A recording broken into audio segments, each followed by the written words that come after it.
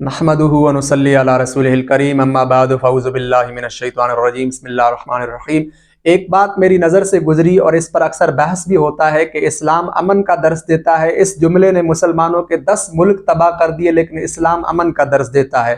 कश्मीर हमारे हाथों से निकल गया, फ़लस्तीन में कत्ल गारत सरे आम हो रही है, लेकिन इस्लाम अमन का दर्स देता है। इस तरह के बयानात हमें सोशल मीडिया पर मिलते हैं। तो आया इस हवाले से क्या बात है कि वाकई इस्लाम अमन का दर्स नहीं देता है? अगर ये कहा जाए कि इस्लाम अमन का दर्स नहीं देता है तो इसका मफ़हूम मुखालिफ ये होगा, इसका दूसरा रुख और पहलू ये होगा कि इस्लाम फिर बदअमनी और फसाद का दर्स देता है। हालांकि ये बात बिल्कुल गलत है। तो बात यह है कि इस्लाम वाकई अमन का दर्स देता है। इस्लाम वाकई अमन और सुकून और सलामती का दीन है। इस्लाम सलामती सुकून का दीन है। और इस्लाम ने मुसलमान की तारीफ़ ही ये की है कि अल-मुस्लिमु मन सलिमल मुस्लिमून मिन लिसानिही व यदिही, कि मुसलमान वो है जिसकी ज़बान और हाथ के शर से दूसरे लोग महफूज हों। तो बिल्कुल इस्लाम अमन और सुकून का दीन है।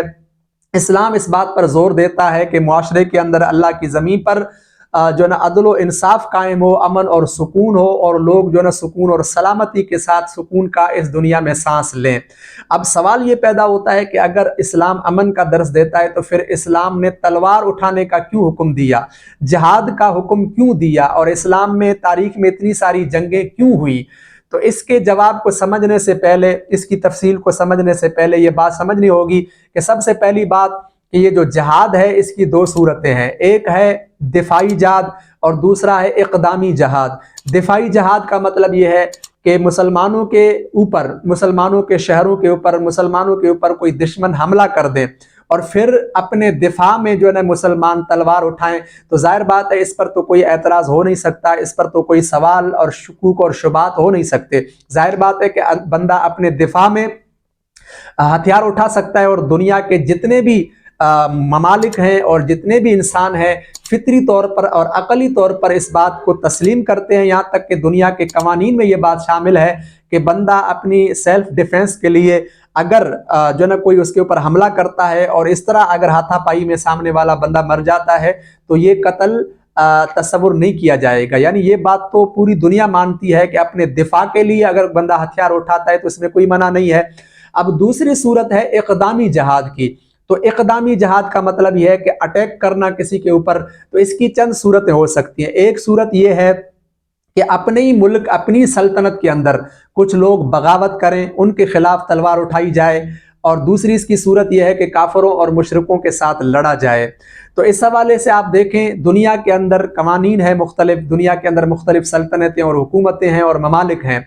किसी भी रियासत के अंदर अगर एक रियासत के अंदर चंद लोग खड़े होकर एक तहरीक बनाएं और तहरीक बनाकर उस रियासत में बगावत करें कि हम जो है इस रियासत को तस्लीम नहीं करते, तो मुझे बताएं कि इनके खिलाफ अगर कार्रवाई की जाती है तो इस अमल को लोग दहशतगर्दी कहेंगे या आइन अमन और सुकून के लिए ये कार्रवाई तस्वुर की जाएगी? तो यकीनन ये अमन के लिए ही कार्रवाई होगी कि एक ही रियासत के अंदर एक तहरीक बनाकर रियासत के खिलाफ बगावत की जा रही है। तो इसीलिए इस्लाम ने भी ऐसे बागियों के खिलाफ तलवार उठाने का कहा।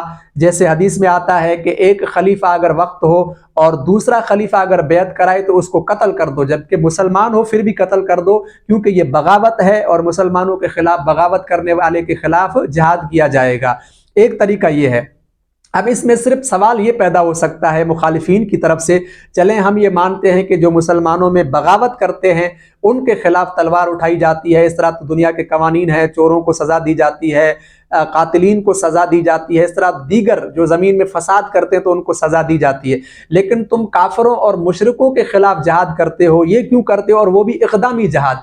तो इसका जवाब समझने के लिए भी जाहिर बात है कि मुखालिफिन जो गैर मुस्लिम हो उनको हम कुरान और हदीस तो पेश नहीं कर सकते, उनको अक़ली जवाब ही दिया जा सकता है। तो उनके लिए ये जवाब आसान है जो उनको समझ आ सकता है, और वो खामोश हो सकते हैं और वो बेबस हो सकते हैं। तो ये जवाब है कि आप देखें कि आप इस बात को तस्लीम करते हो कि किसी रियासत के अंदर अगर एक चंद लोग जो है ना गुरोह बनाकर उस रियासत के खिलाफ बगावत करें, तो आप कहते हो कि उनके खिलाफ अगर तलवार उठाई जाए, हथियार उठाया जाए, उनको सज़ा दी जाए, उन बागियों का कला कमा किया जाए, تو آپ کہتے ہو کہ یہ کوئی دہشت گردی نہیں ہے بلکہ اس سلطنت کے اندر امن اور سکون برقرار رکھنے کے لیے یہ کارروائی ہوگی۔ تو ہم بھی یہ کہتے ہیں کہ جو لوگ اللہ تبارک و تعالیٰ کے ساتھ شرک کرتے ہیں یا اللہ کو تسلیم نہیں کرتے، تو دنیا میں سب سے بڑی اس اللہ کی زمین پر، اس خطۂ ارض پر سب سے بڑی بغاوت یہ ہے، جیسے قرآن مجید میں اللہ تعالیٰ فرماتا ہے ان الشرک لظلم عظیم، کہ بے شک شرک جو ہے وہ سب سے بڑا ظلم ہے۔ تو شرک اور کفر سب سے بڑا ظلم تصور کیا جاتا ہے۔